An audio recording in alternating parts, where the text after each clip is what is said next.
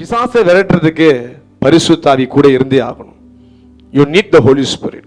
நீங்கள் பரிசுத்த ஆவியில நிரப்பப்படல, you never experience the Holy Spirit. அந்த பிரசன்ஸ் நீங்க உணர்ந்தது கிடையாது. ஆவியோட அனுபவம் உங்களுக்கு இல்லாட்டினா யாருக்கும் பேயை ஓட்டிடாதீங்க. கையை வச்சிங்கன்னா பேய் உங்களுக்குள்ள வந்துடும். ஸோ உங்களுக்கு புரியுதுங்களா? The devil will only tremble towards the Holy Spirit. பரிசுத்த ஆவி பெற்றவங்களை பார்த்தா தான் அதை ஆடும். பரிசுத்த ஆவி இல்லாதவர்களை ஏறி மிதிச்சு போயிட்டே இருக்கும் அது பாட்டுக்கு. You can't cast out demons without the Holy Spirit.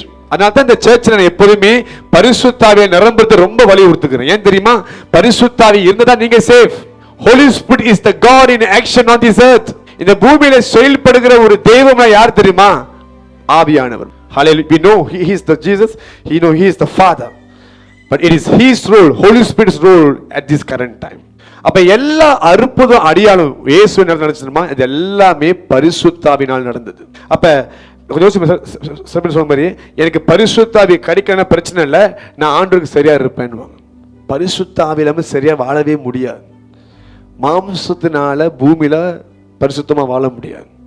அதனால தான் அவருக்கு பேரு பரிசுத்த ஆவி. அவர் இருந்தால் தான் நீ பரிசுத்தமாவே வாழ முடியும். You know how important is the Holy Spirit? நம்ம இன்னைக்கு ரொம்ப அலட்சியமா பார்க்குறோம். ஏதோ ஒரு பவர், ஏதோ ஒரு ஆள் அப்படின்னு. அவர் இருந்தால் தான் உன் வாழ்க்கை வெளிச்சமா மாற முடியும். See, ஒரு மனுஷன் உடம்புல ரெண்டு விதமான ஆவி தான் இருக்கும். ஆவி இல்லாமல் இல்லை. ஓகே, ஒன்று பரிசுத்தாவி, இல்லைன்னா அசுத்தாவி. இதுல சென்ட்ரல் இருக்கிறது மனுஷனோட ஆவி. இங்க யாருமே சொல்ல முடியாது எனக்கு எந்த ஆவியும் இல்லை, பரிசுத்தாவியும் இல்லை, அசுத்தாவியும். Your spirit is very weak.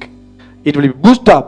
அது எப்படி பூஸ்ட் அப் ஆகும்னா, ஒன்று பரிசுத்தாவினால, இல்லைன்னா அசுத்தாவினால. இது ரெண்டுல ஏதாவது ஒரு ஆவியை உங்களை ஆளுகை செய்யும். If you are in anger, கோபத்தில் இருக்கிறீங்கன்னா, ஒரு எரிச்சல் உங்களுக்கு, ஒரு பெரிய ஒரு ஃப்ரஸ்ட்ரேஷன் இருக்குன்னா, என்ன ஆவி உள்ளுக்கு இருக்குன்னு நினைச்சு பாருங்க. இயேசு இருப்பாரா? இயேசு உள்ளுக்கு இருந்தால் உங்களுக்கு எரிச்சல் ஆகுமா? கோபம் வருமா?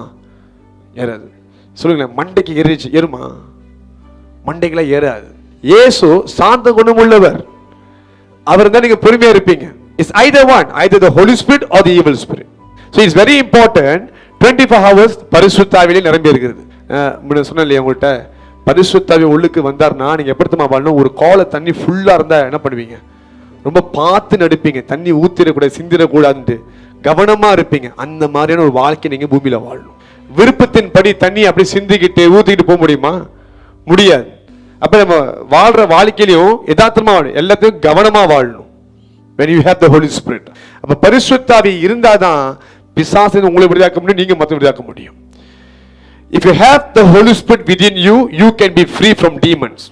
If you have more of him, you can deliver others. உங்களுக்குள்ள ஆவி இருந்தனா நீங்க உங்களை பிசாசினை விடுதலையாக்குவீங்க. உங்களுக்குள்ள அவர் அதிகமா இருந்தாருன்னா உங்களை கொண்டு அநேகரை அவரை விடுதலையாக்குவார். அதான் cup is overflowing. பாருங்க, 2 கொரிந்தியர் 3:10 எழுதப்பட்டிருக்குது, கர்த்தரோட ஆவி எங்கேயோ அங்க விடுதலை உண்டு. There is liberty. If you say you have the spirit of God within you, you are free. பரிசுத்த ஆவி உங்களுக்குள்ள தங்கி இருக்காருன்னா நீங்க விடுவிக்கப்பட்டிருக்கீங்க என்ற அர்த்தம். அப்போ உங்க சிந்தை மாம்ச சிந்தையாக இருக்காது, யோசனைகள் மாம்ச யோசனையாக இருக்காது, கர்த்தருடைய சிந்தையாக மாறும், கர்த்தருடைய தரிசனமாக மாறும். You will always have the things of God's mind.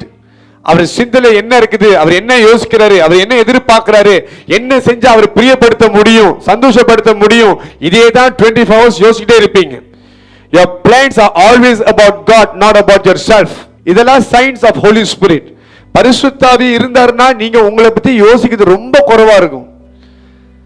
பவுலும் சரி, மத்த அப்போஸ்தலரும் சரி, சாப்பிட்ற டைம் கூட ஓடிடும், அவங்களுக்கு தெரியாது சாப்பிடல போலுக்கு அப்படின்ட்டு. இயேசு பாருங்க, பசிக்குதுன்னு சொல்லி அனுப்பி விட்டாரு, எங்க சாப்பாடு வாங்கிட்டு வாங்கன்ட்டு. ஆனா அங்க ஒரு ஸ்திரீயை பார்த்து அவர்கிட்ட பேசிட்டு இருக்கும் பொழுது பசி மறந்துட்டாரு, பசிய மறந்துட்டாரு. அங்க பேசிட்டு இருக்கும் பொழுது இயேசு சாப்பாடு எடுத்துட்டு வந்துட்டோம், இல்ல எனக்கு இங்க முக்கியமான சாப்பாடு இருக்குன்றார். ஹல்லேலூயா, ஹல்லேலூயா. Your hunger will be towards God's will more than your own will. But if your hunger is toward God, நான் சொல்றேன், வார்த்தையை கேட்கிற நீங்களே நவராம உட்காந்து கேட்பீங்க. பாருங்க, பவுல் நிறைய பேருக்கு பிரசங்கம் பண்ணிட்டு இருந்தாரு. அதுல ஒருத்தனுக்கு மாத்திரம் விசுவாசம் இருக்கிறதை கண்டு அவனுக்கு குணமாக்கினார். அப்படின்னா மற்ற எதுக்குமே விசுவாசம் இல்லை. அவன் பார்த்த விதத்தில் தெரிஞ்சு அவனுக்கு பசி இருக்குது, விசுவாசம் இருக்குது, அவனுக்கு நம்பிக்கை இருக்குது. திஸ் இஸ் ஹிஸ் டே அப்படின்னு சொல்லிட்டு ஹீலிங். நம்ம எவ்வளோ நல்லா செய்தி கொண்டு வந்தாலும் உங்களுக்கு கர்த்தரோட வார்த்தை நம்மளை பசினா அது வேஸ்ட். ஸோ அசுத்தாவி எப்படி ஓட்ட முடியும்? பரிசுத்தாவினால் மாத்திரம்தான் ஓட்ட முடியும். அதனால சொல்றேன், you must have the thirst upon the Holy Spirit. சபைக்கு வரீங்களா? பரிசுத்தாவி அதிகமாக நிரப்பணும். தனியாக ஜபிக்கிறீங்களா? அவர் சமூகத்தை உணரணும், ஆவியில் அபிஷேகத்தை நிரம்பணும், சொந்தமாக ஆவியில் நிரம்பணும். யாராவது கை வைக்கிறது சொந்தமாக சொல்றேன், எப்போ சொந்தமாக நீங்கள் நிரம்ப ஆரம்பிக்கிறீங்களோ that means heaven is truly open towards you. Truly open towards you. Hallelujah. The shower of his presence will be always upon you. நீ எங்க போய் கையை தூக்கணும் அங்க ஆண்டவர் அங்க இறங்கிடுவார். நீ எங்க போய் கத்தனும் கூட இருக்கிறத வெளியரங்கமா ஜனங்க பார்ப்பாங்க. நீங்க ஒரு ஊழியக்காரங்க ஜெபிக்கும் பொழுது பிரசன்ஸை பார்க்குறோம். ஏன் தனிப்பட்ட ஜெபம் பலமா இருக்குது. பலமா இல்லாட்டினா ஒன்னத்தையும் உணர முடியாது. You can't feel anything towards that. Hallelujah.